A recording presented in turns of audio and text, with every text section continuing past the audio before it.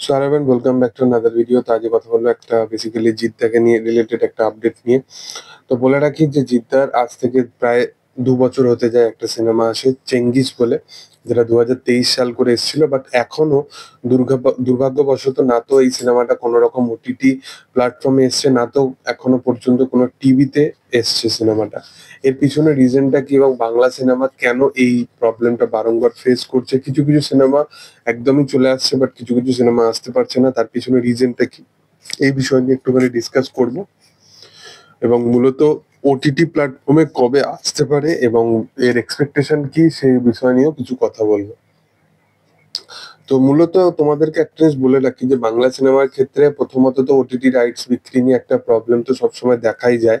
এবং যেহেতু বড় বড় যে সমস্ত সুপারস্টারদের সিনেমা থাকে এবং তারা নিজেই যেহেতু প্রডিউসার, তো তাদের যে ওটিটি রাইটস এর যে ব্যাপারটা থাকে, আহ, সেখানে কি ব্যাপার, মানে একটা চুক্তিবদ্ধতে তাদেরকে মানে হতে হয়। সেটা হচ্ছে যে চেঙ্গিসের যে ওটিটি রাইটসটা, সেটা কোথাও গিয়ে হটস্টারকে তারা আহ, দিয়ে দিতে চাইছিল। বাট রাদার দ্যান যেটা শোনা যাচ্ছিল যে এর যে পুরোপুরি যে রাইটসটা, মানে একটা রাইটস হয় যেখানে সোশ্যাল মিডিয়া যে সমস্ত পুরোপুরি রাইটস হয়, সেই রাইটসটাও নেওয়ার ব্যাপারে তারা ঠিক সিদ্ধান্ত নিয়েছিল। এবং যেগুলো যে ছোট ছোট ক্লিপ গুলো থাকে, যেগুলো তারা সোশ্যাল মিডিয়াতে ছাড়ে, সেই ক্লিপগুলো তারা সোশ্যাল মিডিয়াতে ছাড়বে। এটা মানে বিহাইন্ড দ্য সিন যেরকম সামথিং হয়, ওটিটি রাইটস এর মানেটাই এটা।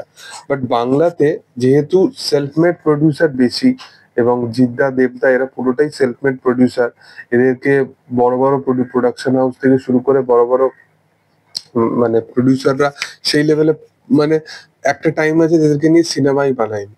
এবং এরা নিজেরাই নিজেদের মতো করে ভালো সিনেমা বানিয়ে নিজেকে প্রুফ করে আজকে ইন্ডাস্ট্রিতে এত বড় জায়গায় দাঁড়িয়েছে। অবশ্যই গোড়ার দিক থেকে নয়, বাট এমন একটা টাইম ছিল যখন তাদের পিক টাইম ছিল।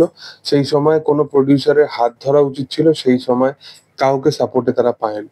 এটা আমরা দেখেছি মূলত। তো এইরকমই একটা চুক্তিবদ্ধতা হতে দেখা হয়েছিল, তো মানে হটস্টারের ক্ষেত্রে। কিন্তু সেই জিনিসের সাথে জিদ্দা কোথাও গিয়ে একমত নয়, এবং সে মনে করে যে সোশ্যাল মিডিয়াতে তার একটা যেরকম ফ্যান বেস আছে, এবং তার সোশ্যাল মিডিয়া হ্যান্ডেল থেকে সে ওই বিহাইন্ড দ্য সিন সামথিং জিনিসগুলো সে নিজে ছাড়বে, বা কিছু কিছু সিনেমার ক্লিপ গুলো সে নিজে ছাড়বে। তো সেই কারণে ওটিটিতে আসে না সিনেমাটা, এবং বড় পর্দাতে তো মানে এই ছোট পর্দায় তো আসেই না। এবং ছোট পর্দার সাথে ওটিটি প্ল্যাটফর্ম কোথাও গিয়ে অ্যাসোসিয়েট থাকে, যে মানে চ্যানেলে আসবে তার সাথে কিন্তু একটা করে ওটিটি প্ল্যাটফর্ম কোথাও গিয়ে অ্যাসোসিয়েট থাকবে। তো সেই কারণবশত এটাও কখনো সম্ভব নয় যে একটা টিভি চ্যানেলে নিয়ে এসে অন্য ওটিটি প্ল্যাটফর্মকে সেটা কোথাও গিয়ে বিক্রি করে দেওয়া হবে। এটা সম্ভব না। তো এখন যেটা শোনা যাচ্ছে যে চেঙ্গিসে যেটা ওটিটি প্ল্যাটফর্মে আসবে, সেটার জন্য নাকি জিদ্দার নিজেরই একটা ওটিটি প্ল্যাটফর্ম তৈরি করছে। এবার দেখার যেটা কতটা সত্য কিনা, এবং এরম যদি কিছু হয়ে থাকে তাহলে তো অবশ্যই বিশাল একটা ব্যাপার হবে জিৎ ফ্যান্সদের জন্য। তো দেখার যে সেটা কি হয়।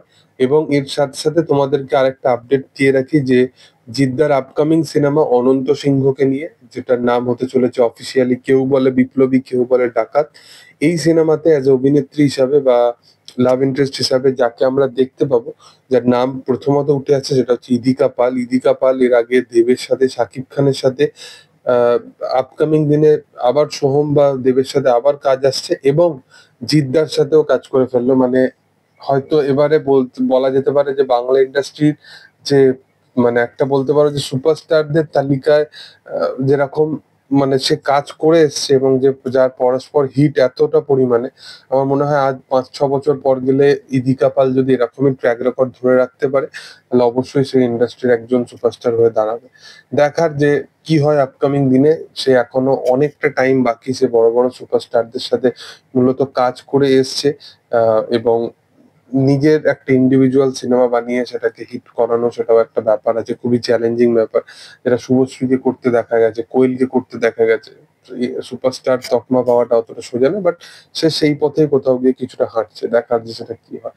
তা তোমাদের কি বক্তব্য এই বিষয় নিয়ে, সেটা তোমরা অবশ্যই কমেন্টে জানিও। ভিডিও ভালো লাগলে অবশ্যই লাইক করো, শেয়ার করো, সাবস্ক্রাইব করো চ্যানেলটিকে, এবং পাশে থাকা বেল আইকনটা অবশ্যই প্রেস করে দিও। Thank you all, by.